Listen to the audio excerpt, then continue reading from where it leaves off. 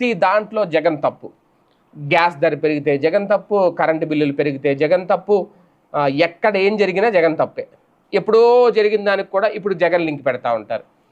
ఎప్పుడో జరిగిన దానికి కూడా సింహాచలంలో అక్కడ గోడ కూలిపోతే అక్కడ నిర్మాణం సరిగ్గా లేదని తెలుసు, కాంట్రాక్టులు డబ్బులు మింగేశారని తెలుసు, ఈవో ఆ సమయానికి అక్కడ లేడని తెలుసు, మంత్రులు సమీక్షించి అక్కడ నిర్మాణాలు జరుగుతుంటే, పనులు జరుగుతుంటే సమీక్షించేశారు తప్ప అందులో నాణ్యత ఉన్నదో లేదో పట్టించుకోలేదని ప్రజలందరికీ తెలుసు.